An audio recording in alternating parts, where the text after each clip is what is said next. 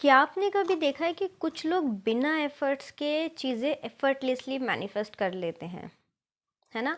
और कुछ लोग जितनी भी टेक्निक्स कर लें उनको रिजल्ट नहीं मिलते। तो इस सिचुएशन में डिफरेंस कहाँ पे होता है? इस सिचुएशन में डिफरेंस होता है अलाइनमेंट में, राइट? अगर आप अलाइनमेंट में हो तो बिना एफर्ट के चीज़ें नेचुरली आपकी तरफ आएंगी। बट अगर आप अलाइनमेंट में नहीं हो, मतलब रेजिस्टेंस में हो, तो जितनी भी टेक्निक्स कर लो रिजल्ट या तो आएंगे ही नहीं या फिर बहुत स्ट्रगल के बाद आएंगे। तो आज के इस पर्टिकुलर वीडियो में हम लोग यही समझेंगे कि अलाइनमेंट का रियल मीनिंग क्या है और इसको कैसे हम डेली लाइफ में अपने अप्लाई कर सकते हैं बिना किसी एक्स्ट्रा एफर्ट्स के। तो नमस्ते दोस्तों, कैसे हो आप सभी लोग? आई होप आप सभी अपनी अपनी लाइफ में एकदम हस्त मस्त और स्वस्थ होंगे। तो पिछली वीडियो में हमने डिस्कस किया था कि रेजिस्टेंस क्या होता है और कैसे हम उसको अपनी लाइफ से क्लियर कर सकते हैं, राइट? तो अगर आपने वो वीडियो नहीं देखा है तो पहले वो जा कर के देख लीजिए, क्योंकि ये उसके आगे का ही एक स्टेप है, ठीक है? हमने एक सीरीज़ बनाई है, उसमें 2 वीडियो ऑलरेडी हो चुके हैं। Law of attraction most important इस नाम से सीरीज़ होगी, उसमें 2 वीडियो ऑलरेडी हो चुके हैं जिसमें मैंने डिस्कस किया लॉ ऑफ अट्रैक्शन में सबसे ज़्यादा इंपॉर्टेंट क्या है, राइट? ये 3rd वीडियो है, तो मैं आपको या तो प्लेलिस्ट का ही लिंक डाल दूंगी यहाँ पर आई बटन में, या फिर आपको वीडियो के एंड में मिल जाएगा। आप जा कर के पूरा प्लेलिस्ट ज़रूर से चेकआउट कीजिएगा, ठीक है? तो बैक टू द पॉइंट आते हैं कि अलाइनमेंट का सबसे पहले मतलब हम समझते हैं, ठीक है?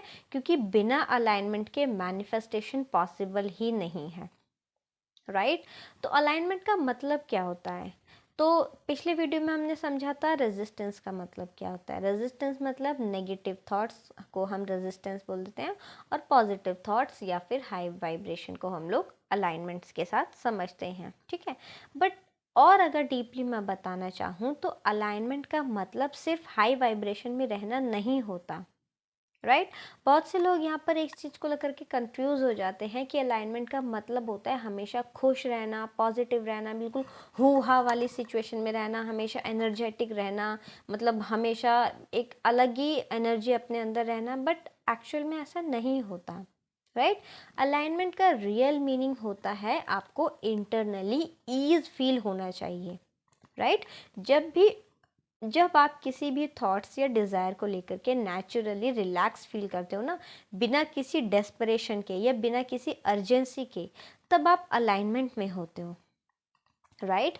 मान लीजिए कोई एक पर्सन है जो मनी मैनिफेस्ट करना चाहता है, बट जब भी वो पैसे के बारे में सोचता है, पैसे से रिलेटेड मनी का उसको थॉट आता है, तो उसको टेंशन होने लगती है। कैसे होगा, कब होगा, मेरे पास तो अभी नहीं है। तो यहाँ क्या है, वो पर्सन अलाइनमेंट में नहीं है, राइट? उसके ठीक ऑपोजिट कोई दूसरा पर्सन है, उसको भी मनी मैनिफेस्ट करनी है, बट उसके थॉट्स कुछ ऐसे हैं, अगर उसके माइंड में मनी से रिलेटेड कुछ भी आता है तो उसका थॉट्स कुछ इस तरीके से होते हैं, जो अभी सिचुएशन है ना वो मेरे पास्ट बिलीफ सिस्टम का रिजल्ट है। बट यस, मैं अपने आज के थॉट प्रोसेस पे काम करके, आज के बिलीफ सिस्टम पे काम करके इजीली मनी मैनिफेस्ट कर सकता हूँ, राइट? मनी एक नेचुरल फ्लो है, उसका मतलब मुझे ज़रूर मिलेगा, सबको मिलता है, इस टाइप के अगर वो ईजी वाली फीलिंग में है, दैट मीन्स वो अलाइनमेंट में है। तो अगर मैं कंक्लूज़न बताऊं को, अगर आपको अपने डिज़ायर से related negative feel, urgency, pressure feel हो रहा है, दैट मीन्स आप अलाइनमेंट में नहीं हो, आप रेजिस्टेंस में हो, और आप रेजिस्टेंस में रहते हुए अपने डिज़ायर को मैनिफेस्ट नहीं कर सकते। और अब उसके ठीक ही ऑपोजिट, अगर आप अपने डिज़ायर को लेकर के ईज में हो, right? Not so much excited, not so much happiness, और नॉट सो मच एनर्जी वाली फीलिंग कि नहीं अब तो मैं दुनिया ही हिला दूंगी, नहीं। अगर आप अपने डिज़ायर को लेकर ईज में भी हो ना, एक संतुष्टि आपका भाव आपके अंदर है, बेशक से आज वो चीज़ नहीं है, बट आप संतुष्ट हो उस चीज़ को लेकर के, है ना? तो आप अलाइनमेंट में हो, राइट? तो अब आपको अगर मैं बताऊं कि आप कैसे चेक कर सकते हो कि आप अलाइनमेंट में हो या नहीं हो, तो उसका एक प्रोसेस अगर मैं आपके साथ बताना चाहूँ कि प्रोसेस क्या है, ये मान लीजिए ये मैंने खुद से ही कुछ क्वेश्चंस मतलब अपने आप से डेवलप किए हैं, या कुछ भी कह लो, मतलब मैं खुद से क्वेश्चन पूछ के ही समझती हूँ कि क्या मैं आउट ऑफ अलाइनमेंट तो नहीं जा रही, है ना। तो वही यहाँ पर आपको खुद से कुछ क्वेश्चंस पूछने होंगे। तो सबसे पहले आपको पूछना है कि क्या मुझे अपने डिज़ायर के बारे में सोचकर लाइट ईज फील हो रहा है, फ्री फील हो रहा है, या फिर टेंशन फील हो रही है, या हैवीनेस वाली फीलिंग हो रही है, राइट।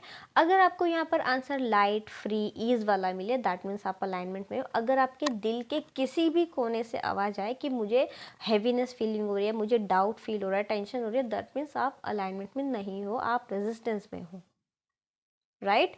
सेकेंड क्वेश्चन आप खुद से पूछ सकते हैं कि क्या मैं प्रेजेंट मोमेंट में इंजॉय कर रहा हूँ या कर रही हूँ, या बस फ्यूचर की चिंता में ही लगी हुई हूँ। क्योंकि लोगों का फोकस होता है ना कि आज पे फोकस नहीं करना, आज आज मेरे पास क्या क्या अच्छी चीज़ें हैं उन पे कोई फोकस नहीं है, बस फ्यूचर में ये होना चाहिए, ये होना चाहिए, ये होना चाहिए। अगर आप इस टाइप से हो, दैट मीन्स आप अलाइनमेंट में नहीं हो, क्योंकि आप अपने आप खुद के ऊपर एक प्रेशर डाल रहे हो, राइट। और इसके अलावा आप थर्ड खुद से एक क्वेश्चन और पूछ सकते हो कि क्या मैं चीज़ें फोर्सफुली कर रही हूँ या नेचुरली फ्लो में मेरे साथ हो रही हैं चीज़ें, है ना।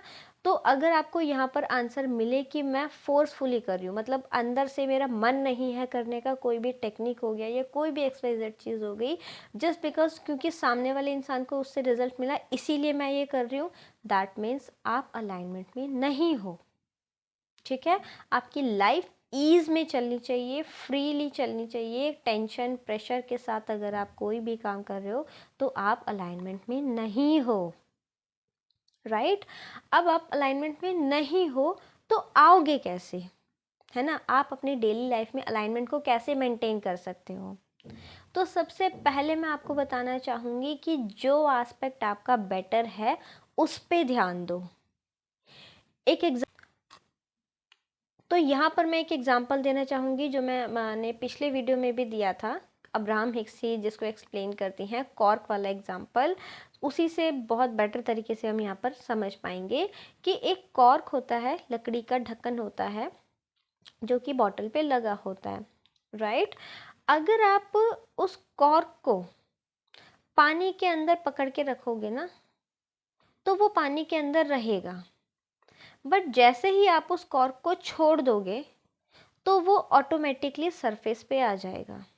मतलब उस कॉर्क का नेचुरल स्टेट है सरफेस पे रहना, लेकिन हम उसको फोर्सफुली अगर पानी के अंदर पकड़ के रखते हैं तो वो सरफेस पे नहीं आ पाता, राइट।